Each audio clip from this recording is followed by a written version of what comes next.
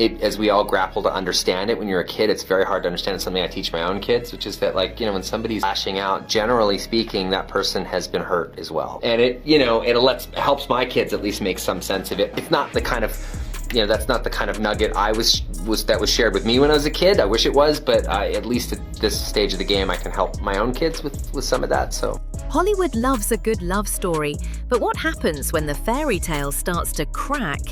For years, Blake Lively and Ryan Reynolds sold us the perfect picture.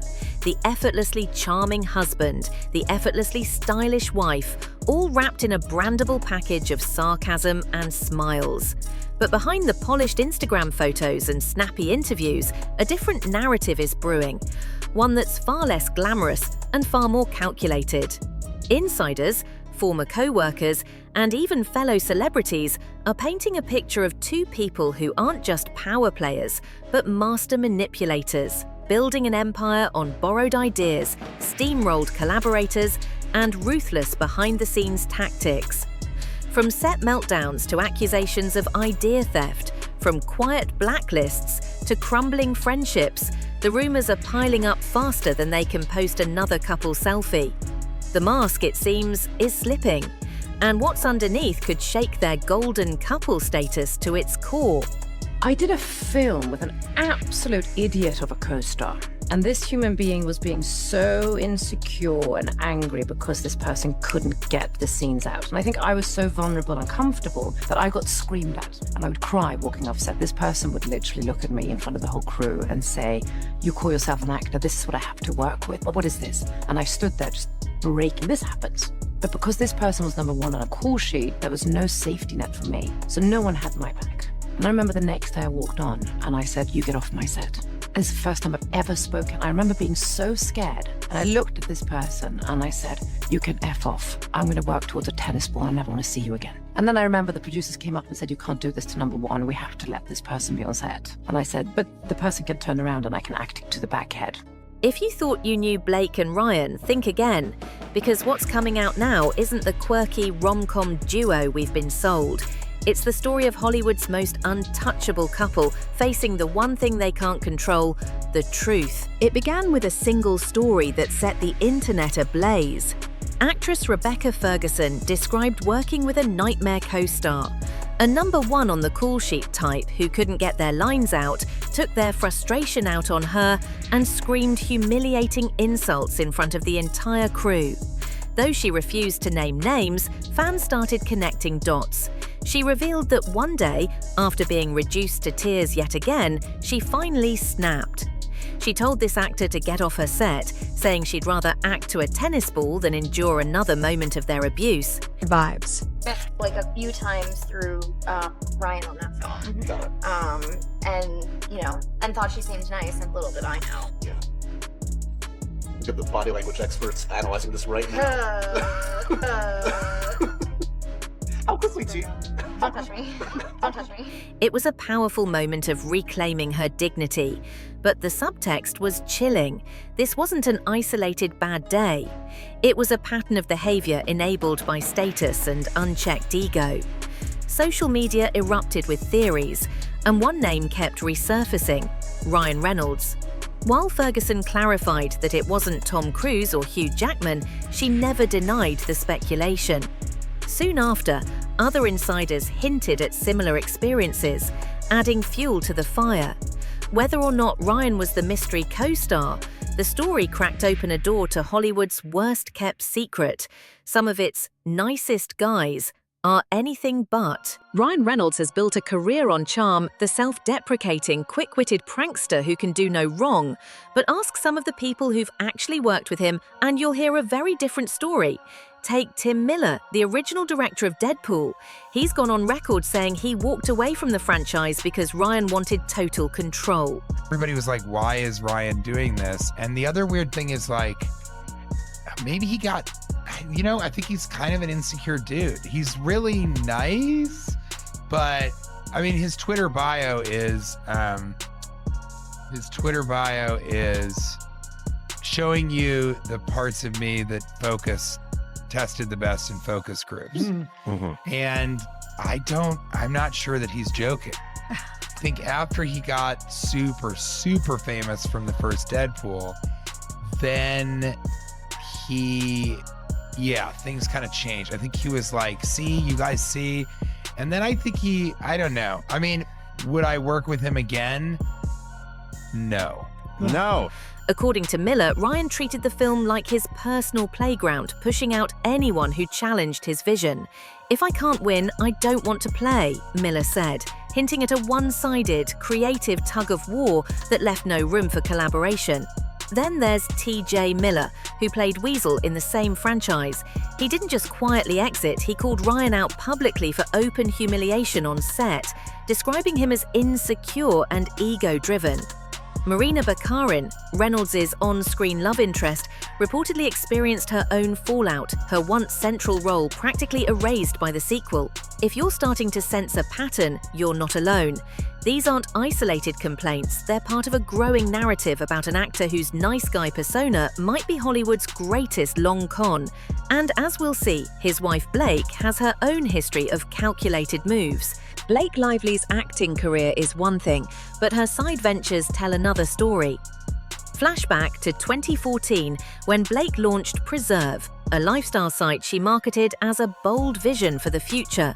In reality, it was an overpriced, confusing mess that critics described as hipster Etsy with no soul. The site collapsed in barely a year, but behind the failure, whispers began circulating. Small designers claimed Blake ordered samples under fake names, replicated their work, and disappeared without credit. Years later, in 2017, Blake was attached to star in The Husband's Secret and suddenly had an executive producer credit. Indie writers alleged that her passion project bore a striking resemblance to scripts floating around Hollywood years prior.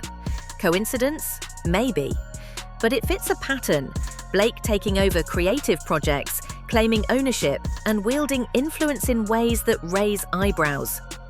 In an old interview, she even bragged about stepping into roles meant for producers and directors, framing it as empowerment. To her critics, it's just another example of her leveraging star power to benefit from other people's work. Whether it's candles, scripts, or full-blown films, Blake seems to know how to make other people's ideas look like her own. Before Blake was Mrs. Reynolds, she was Serena van der Woodsen, the it girl of Gossip Girl. But off-screen, insiders say her behavior was anything but glamorous. Reports from crew members claim she quietly badmouthed co-star Penn Badgley, isolating him from the cast long before their on-screen romance spilled into real life. After their breakup, Penn's career allegedly stalled while Blake climbed higher in Hollywood circles, sparking speculation of blacklisting.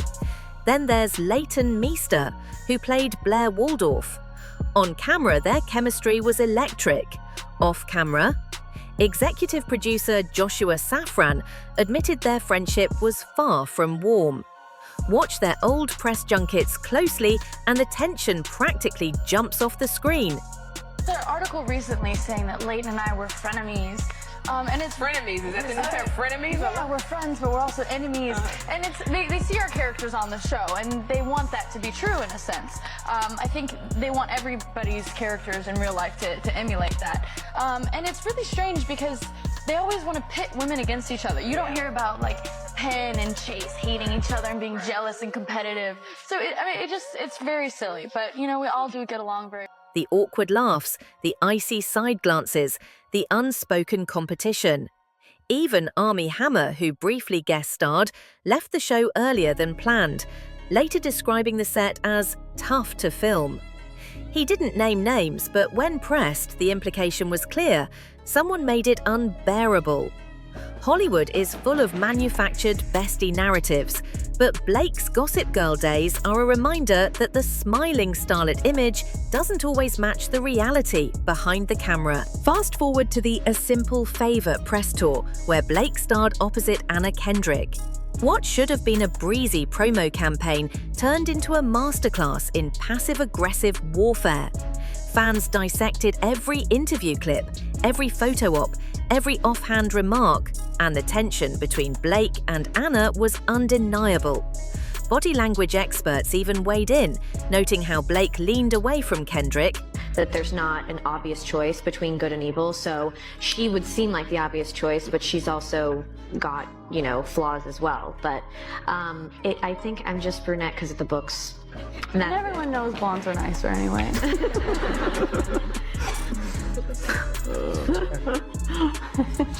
Over there. Moment by me. Cut her off mid-sentence and looked visibly irritated when Anna stole the spotlight. One producer from the film later revealed that Blake was difficult to work with during filming, accusing Anna of hogging the attention during press. But the public wasn't buying it. The more Blake tried to frame herself as the victim, the more people rolled their eyes at what came off as petty insecurity. Instead of elevating her, the feud cemented a growing perception.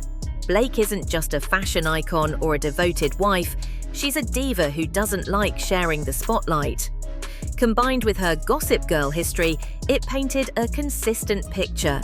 For someone who sells herself as effortlessly relatable, Blake seems to spend a lot of time undermining anyone who dares to outshine her. When directors, producers, and co-stars start speaking out, it's one thing, but when industry heavyweights throw shade, you know the whispers have gone mainstream. Quentin Tarantino recently slammed Netflix's bloated paydays, slyly referencing Ryan Reynolds by name. Let me just say, that was a tough show to film, and I didn't end up actually filming all of the episodes I was supposed to because it was such a tough film. Really? Literally, you said, get me out of this. It was also like, get him out of here. Really? Yeah. It just literally was that. Whose love interest were you? I was Blake Lively's love interest. You were? Yeah. Okay, well, sounds like she was the problem. It sure does. I would not work with that much. Quipping that he's earned tens of millions for films that don't even exist in the cultural zeitgeist. Translation, they're expensive, forgettable fluff. Gerard Butler was even less subtle, scoffing at comparisons between his film Gamer and Ryan's Free Guy. His response? I don't watch Ryan Reynolds movies. Brutal. Then there's the Home Alone debacle. Ryan pitched a stoner reboot called Stoned Alone. Yes, really. And was met with public scorn. Chris Columbus, the director of the original, called it disrespectful and an insult to the classic. These aren't random trolls, these are respected voices, calling out Ryan for turning art into shallow cash grabs. The narrative is shifting. Ryan isn't just a cheeky leading man, he's a corporate machine churning out projects with no cultural staying power, a move that's leaving a bad taste in the mouths of creatives who actually care about their craft. And the criticism? It's only getting louder. The cracks don't stop at work. Ryan's personal relationships tell their own story. His brief marriage to Scarlett Johansson was shrouded in rumors of insecurity and jealousy, with Scarlett later hinting that one partner, Ryan, couldn't handle being in the shadow of the other's skyrocketing career. Their divorce came just as she cemented herself as Marvel's Black Widow, leaving fans wondering if Ryan's ego played a role.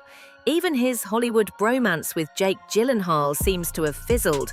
After Life premiered, the two were inseparable. Joint interviews, inside jokes, red carpet antics. Then radio silence. Knowing how private Jake is, his deliberate distance speaks volumes.